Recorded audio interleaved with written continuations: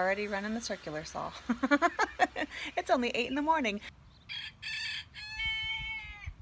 Hey everybody, welcome back to Front Porch Catholic, where we talk about the grit and glory of domestic life on our Ohio hobby farm. And I'm so glad to be back making a video for you today because I realized that homesteading channels are a real source of joy for me. They're a source of good news.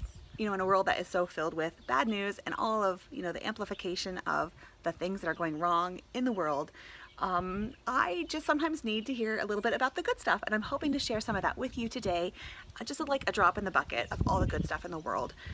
And we're going to give you a little show and tell. It is, Joe made something, I made something, his thing was fermented, mine was not, and we think that these are things that you can do in your home with your family to make something beautiful out of the stuff growing in your garden. Ooh, windy.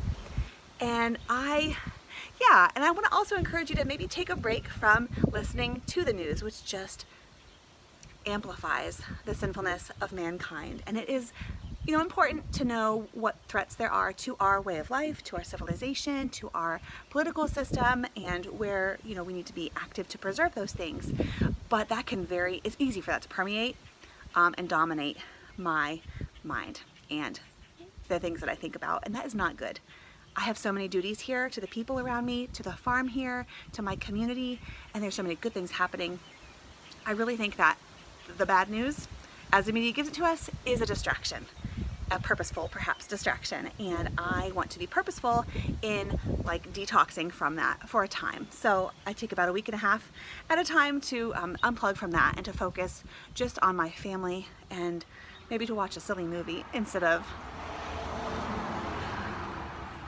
tuning into the latest problem happening in the biggest city nearest me. So I, without further ado, want to show you and talk to you about what Joe and I have been up to. So thanks for joining us. Hope you enjoy and hope you can do what we are doing here on our farm.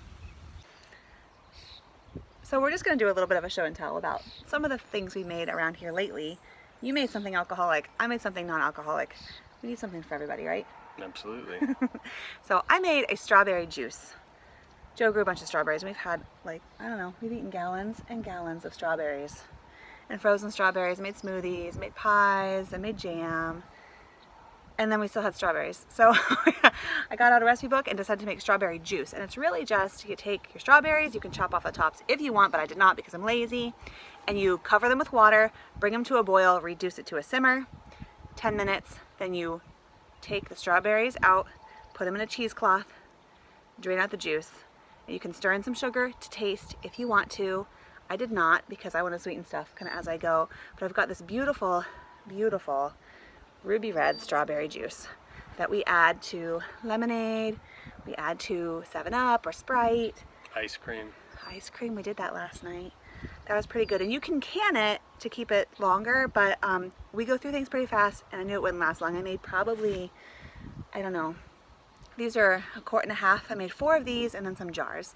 And we've been going through it like mad. Add it to oatmeal, but it tastes like liquid strawberries. It's so amazing. Probably very nutritious. Probably has a lot of antioxidants. I don't know, dark fruit. I just pretend to know stuff about that stuff. Superfoods. So tell me about your superfood. This is a superfood, actually. This is Really? elder flower champagne, elderflower wine. It's bubbly. It's bubbly. And very So thick. It you has just- like a thick syrupy texture. Yeah, well, you make like a syrup. Okay. Sugar and water. So how do you do it? Short. Infuse a whole bunch of elderflowers in there, and then you take the elderflowers out, and either you use the natural yeast of the elder that's on the elderflowers, or you add a little yeast. We add some champagne We added yeast, some so champagne yeast. It's different add a than little bread bit. yeast. Don't make the mistake of which adding probably bread made yeast. it a little fizzy, so it's pretty fizzy. Can't see it. Ooh, Oh, it only popped a little bit today. but it's bubbling. Put it close. See the bubbles rising up? It's gonna explode. I feel like it's gonna explode if you take it off again. You agitate with it. We had like I don't know what it was, to 3 gallons or so of it. We added just a pinch of champagne yeast, and it is plenty because it has natural yeast too. Yeah, plenty of fermentation. We tasted it last night. We had it as an aperitif before an Italian dinner, and it's supposed to cleanse the palate, I guess. And it did. I don't know, we It just tasted made that really up. cool. You did? Because I Yeah. was convinced. No, I think it's seems like an aperitif, but I just made it up last night. I asked you if you were serious, and you said yes. I was serious, but I just still made it up. Seriously made it up. Okay, Yeah. cool. Good enough for me. But it tastes great. So if you can look up a recipe online, I don't really. Do we have one to share? Maybe No, I'll put it in there's the show lots. notes. There's but a lot. online.